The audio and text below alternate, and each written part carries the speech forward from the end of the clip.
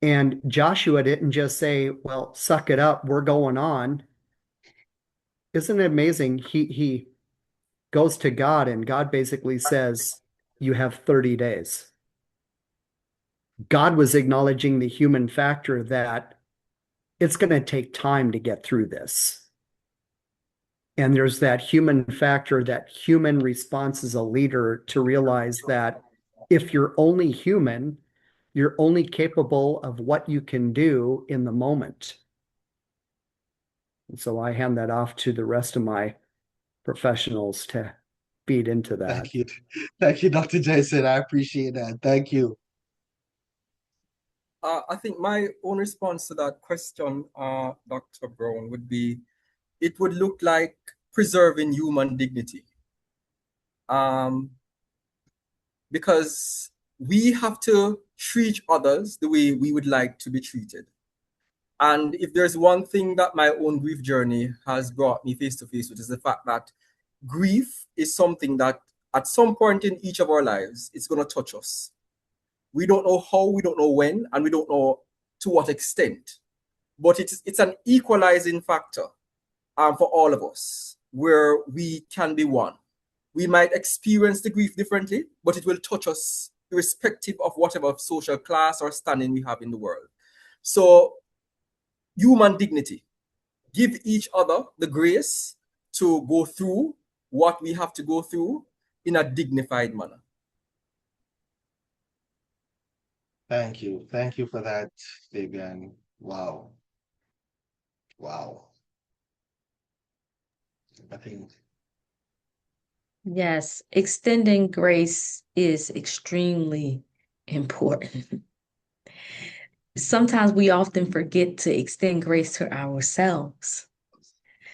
We feel like as leaders, I have to show up. I have to perform. I have to have this speech prepared. We must debrief now.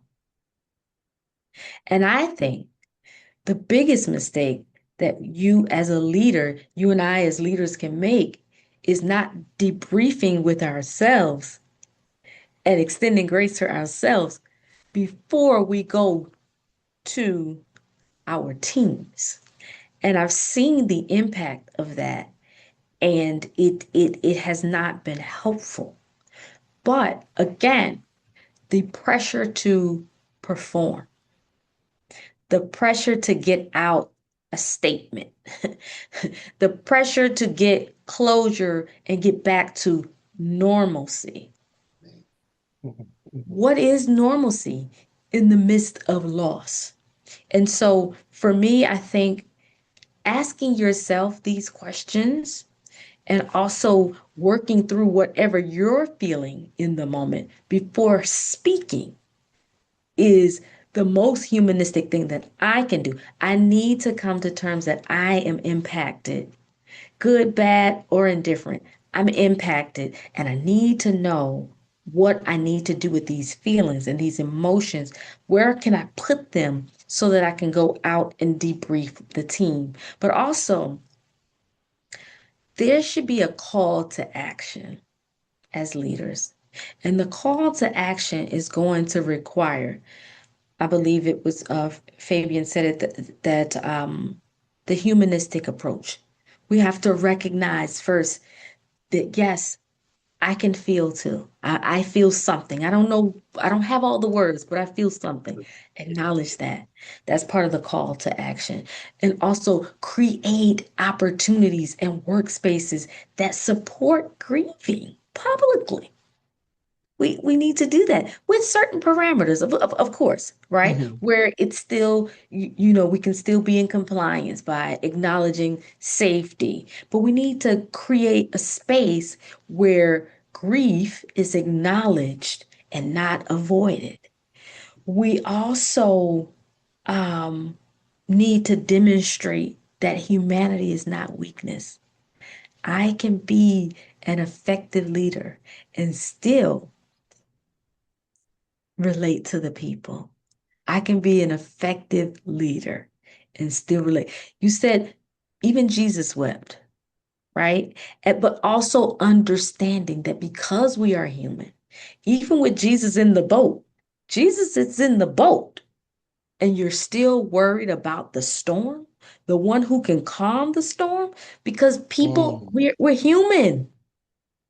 So no matter what we do as leaders, someone is still going to need more.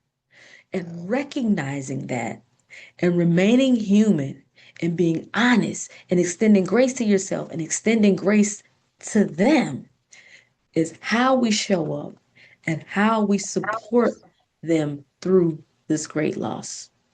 Thank you. Wow. Wow. Wow. Wow. Mm-mm. Mm-mm. Mm-mm. Love it. Yeah, well said. I would Yes. just add that human-centered leadership is compassionate leadership. It it displays compassion for the human experiences to show up in relation to work because we are human to the points that are being made. Um, in addition to the grace piece around self and others, I think we need to give space as leaders when we're human centered. So, grace and space to practice tolerance as we hear each other's stories around grief that are different than our own experiences with grief, but that are also similar than our stories. Because sometimes when that happens, we can decenter the other person's grief experience by centering ours. And I don't think we're doing that in a way that is disrespectful. I think we're trying to help and support, but that can also truncate somebody's emotive experience around their grief.